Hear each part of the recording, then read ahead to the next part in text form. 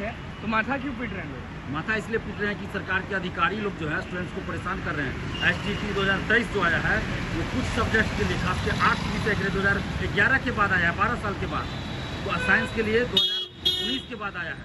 ये STT 2023 का form भरने की तिथि जो है 20 दिन आगे बढ़ाई जाए, एडिट का मौका दिया जाए और PG अपियरिंग और BEd अपियरिंग को फॉर्म भरने का मौका दिया जाए। परीक्षा तो दीजिए, जो भी अभ्यर्थी है उनसे यही कहेंगे कि आप परीक्षा दीजिए, क्योंकि वैसे भी सरकार परीक्षा वापस नहीं करने जा रही। तो परीक्षा आप दीजिए, बाद में क्या होगा नहीं होगा परीक्षा अभी आप दे दीजिए। नमस्कार, मैं हूं अनुकुल तिवारी और आप लाइव सीरीज देख रहे। देखिए BPSC शिक्षक भर्ती का मामला, STT 2023 का मामला, सबके बारे में बात करेंगे। हमारे साथ छात्र नेता दिलीप कुमार हैं। कल आखिरी दिन STT 2023 का जो फॉर्म भरा जाता है उसका कल आखिरी दिन। सबको खुश होना चाहिए कि जो लोग भर लिए हैं, लेकिन जो लोग भरे वो लोग भी बड़ा नाराज है, माथा पीट रहे हैं। क्या मतलब? देखिए, परेशान सरकार के द्वारा किया जा रहा है, सरकार के अधिकारियों के द्वारा किया जा रहा है। जो भी चीज़ आता है उसमें स्पष्ट नहीं रहता है कुछ। जैसे शिक्षक बहाली का नियमावली आया, उसमें बहुत सारा खामियाँ थी। अभी जो STT 2023 आया इसमें अभी देखिए फॉर्म 3 दिन से नहीं भरा रहा है। 3 दिन से फॉर्म नहीं भरा रहा अभ्यर्थियों का ना। और कल लास्ट डेट है, अंतिम तिथि है। और परसों से शिक्षक बहाली का परीक्षा शुरू, परसों 24 तारीख से, जो कि महा वैकेंसी इसको कह लीजिए, बम्पर वैकेंसी जो आज तक इतिहास में नहीं आया था, बिहार में भी नहीं और अन्य राज्यों में भी। महा बम्पर वैकेंसी है तो माथा क्यों पीट रहे हैं लोग? माथा इसलिए पीट रहे हैं कि सरकार के अधिकारी लोग जो है स्टूडेंट्स को परेशान कर रहे हैं। STT 2023 जो आया है वो कुछ सब्जेक्ट के लिए खास के 8 विषय के लिए 2011 के बाद आया है, 12 साल के बाद। तो साइंस के लिए 2019 के बाद आया है और इसमें अपियरिंग में फॉर्म भरने का मौका नहीं दिया जा रहा, जबकि CTET साल में 2 बार आता है। उसमें अपियरिंग में फॉर्म भरने दिया जाता है। प्लस NCT का गाइडलाइन है कि जो कोई अगर एडमिशन ले लिया कोई भी टीचर ट्रेनिंग कोर्स में तो आप उसको पात्रता परीक्षा से वंचित नहीं कर सकते। तो CTET में जो एडमिशन, CTET का जो फॉर्म आता है साल में 2 बार, उसमें अगर कोई BEd में एडमिशन लिए हुआ है तो सभी लोग फॉर्म भरते हैं।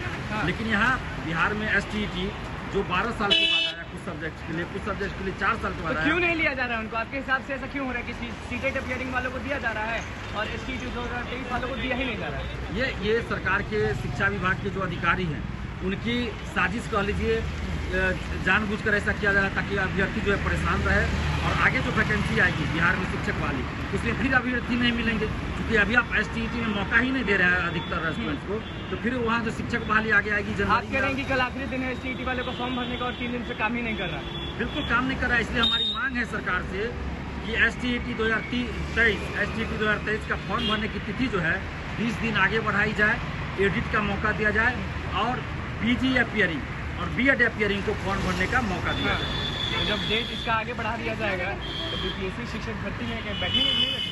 GPSC शिक्षक भर्ती का तो अलग चल रहा है, जो अभी बहाली चल रही है उसमें तो एग्जाम देंगे। इसलिए तो और परेशानी हो रही है ना कि हजारों ऐसे अभ्यर्थी है। देंगे नहीं देंगे STT वाले?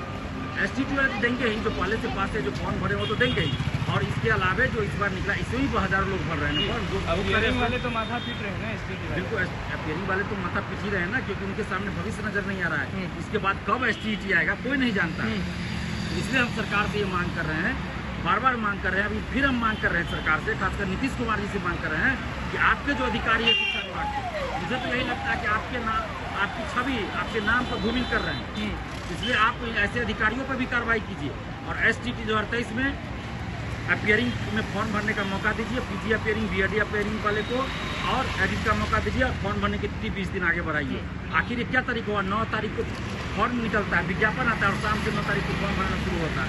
कम से कम आप 15 दिन 20 दिन समय देते और बताते कि इतना तारीख से आगे फॉर्म भराएगा, ताकि लोग डॉक्यूमेंट्स निकाल लेते। BEd वालों को क्या बोलना चाहेंगे, क्योंकि उनका भी अब समझ जाइए कि परीक्षा देखिए BEd वालों के लिए तो सुप्रीम कोर्ट का आदेश है, तो उसकी अवहेलना कोई नहीं कर सकता। लेकिन बिहार सरकार को और केंद्र सरकार को भी ये करना चाहिए था कि बीच का कोई रास्ता निकालते, सुप्रीम कोर्ट जाते, कानून विशेषज्ञों को भेजते कि बिहार में इतने लाख वैकेंसी निकली हुई है, उसकी परीक्षा होने वाली है, बहाली पहले से चली आ रही। तो इस आदेश का प्रभाव इस पर न पड़े, इसके लिए विशेष अनुमति लेना चाहिए, प्रयास करना चाहिए।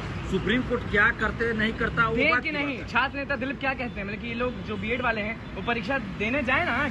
परीक्षा तो दीजिए, जो भी अभ्यर्थी है उनसे यही कहेंगे कि आप परीक्षा दीजिए, क्योंकि वैसे भी सरकार परीक्षा वापस नहीं करने जा रही। तो परीक्षा आप दीजिए, बाद में क्या होगा नहीं होगा परीक्षा अभी आप दे दीजिए। अभी यही 2 मुद्दे हैं जिनसे अभ्यर्थियों का दिमाग थोड़ा बिल्कुल अभ्यर्थी अभी इतना हताश है कि वो पढ़ाई करे, एडमिट कार्ड निकाले कि STET 2023 का फॉर्म भरे, वो भी भरा नहीं रहा है, क्या करे, कहाँ से पैसा लाए, आने जाने में खर्च अलग, फॉर्म भरने में खर्च भी दिन दिन बढ़ते जा रहा है।